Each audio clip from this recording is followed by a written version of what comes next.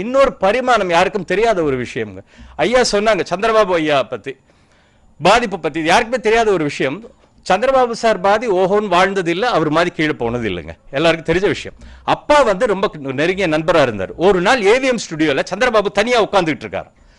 Car இல்லைங்க சந்திரபாபு சாருக்கு. எங்கள் அப்பா வந்திருக்காரு. என்ன கேட்டால், என்ன மிஸ்டர் பாலமுருகன், அர்ஜென்ட்டாக போகணும், வண்டி இல்லை அப்படின்னே. எங்கள் அப்பா கிட்டே இருக்குது எம்எஸ்எல் 3255 ஒரு ஃபியட் வண்டி இருந்தது. அந்த ஃபியட் வண்டியை இவர்கிட்ட கொடுத்துட்டாராம், நீங்கள் யூஸ் பண்ணிக்கோங்க, நான் அப்புறம் இல்லை வேணாம், இல்லை நீங்கள் யூஸ் பண்ணிக்கோங்க அப்படின்னு வண்டியை கொடுத்துட்டு நடந்து வராராம். அப்போ கண்ணதாசன் ஐயா வராராம் காரில். அப்பா நடந்து போகிறத பார்த்துட்டு வண்டியை இப்போ பாலமுருகன் என்ன எங்கே போயிட்டு வாங்க நூலில் ஏற்றிட்டார். கார் போய்கிட்டே இருக்கா. அப்பா இந்த வருத்தத்தில் கண்ணதாசன் ஐயாவுக்கும் சந்திரபாபுக்கும் நடந்ததெல்லாம் மறந்துட்டார். இதை கண்ணதாசன் ஐயா கிட்ட அப்பா சொல்றாராம், பாருங்க இப்படி வாழ்ந்த ஒருத்தர் இப்படி ஆயிட்டாருன்னு. கண்ணதாசன் சைலண்டா இருக்காராம். அப்புறம் அப்பாக்கு ஞாபகம் வந்து, ஐயோ அவர் வந்து பாதிக்கப்பட்டவராச்சு, அவர்கிட்ட போய் சொல்லிட்டோமே அப்படின்னு. என்ன சொல்லுவாருன்னு பார்த்தாங்க. கண்ணதாசன் ஐயா சொன்ன வார்த்தை, ஏன் பாலமுருகன் உங்களுக்கு தான் சிவாஜி நல்லா தெரியுமே, இந்த சந்திரபாபுக்கு சொல்ல வேண்டியதான ஒரு வாய்ப்பு அப்படின்னாராம். அப்பா ஷாக் ஆயிட்டாராம். எல்லாருமே ஒரு பக்கம் சொல்லுவாங்க, பாதித்ததை சொல்லுவாங்க. ஆனா ஒரு பெரிய வரலாற்று உண்மை இது. இதன் பிறகுதான் சந்திரபாபு ஐயாவை கூட்டிட்டு எங்க அப்பா சிவாஜி ஷூட்டிங்கு கூப்பிட்டு போயிருக்காரு. இவர் அப்ப கேட்கிறாரா, என்ன பாலமுருகன் எதுக்கு என்ன கூட்டிட்டு போற அப்படின்னா. இல்லைங்க ஒரு தடவை சான்ஸ் எல்லாம் வேணுங்க, சும்மா வந்து பாருங்க அப்படின்னு.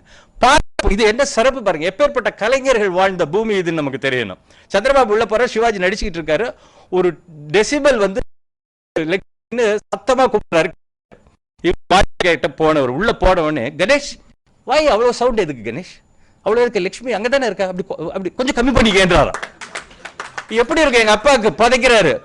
உடனே அவர் எவ்வளவு பேர் இன்டெலிஜென்ட் பாருங்க. அவர் இல்லடா பாபு, அவளை நான் முதல்ல லட்சுமின்னு கூப்பிட்டேன், அப்ப வந்து அவ கலக்கத்துல இருந்தா, அவளுக்கு என்னன்னு தெரியல, அவளுக்கு மறுபடியும் கூப்பிடுறதுக்கு நான் சத்தமா லட்சுமி, ஐயோ சாரி சாரி சாரி காலில் விழுகிறாராம். காலில் விழுந்து அப்போ எங்க அப்பா கேட்டாரா, எதுக்குடா பாபு கூப்பிட்டு வந்தேன்னு. இல்லைங்க கொஞ்சம் கஷ்டப்படுறாரு, வாய்ப்பு வேணும் அப்படின்ட்டு. அப்படியா, உனக்கு எப்படி திடீர்னு ஞானம் வந்ததுன்னாரா. எனக்கு வரலங்க, சொன்னது கண்ணதாசன் ஐயா. சிவாஜி மறைச்சிட்டாராம், ஏன்னா அவருக்கு தெரியும் என்ன நடந்திருக்குன்னு. அப்போ இதுதாங்க தான். இதன் பிறகுதான் சந்திரபாபு ஐயா ராஜா, நீதி போன்ற படங்கள் எல்லாம் நடிச்சார். ஆனா கண்ணதாசன் ஐயா ஒரு கட்டளை என்ன, நான் தான் சொன்னன்றது சொல்லவே கூடாது. கடைசி வரைக்கும் தெரியாதுங்க, இது யாருக்குமே தெரியாது இது. ஏன்னா சந்திரபாபு என்ன அப்படின்னா போக மாட்டார், அது ஒரு கேரக்டர். அது சிவாஜி ஐயாவும் சொல்லல.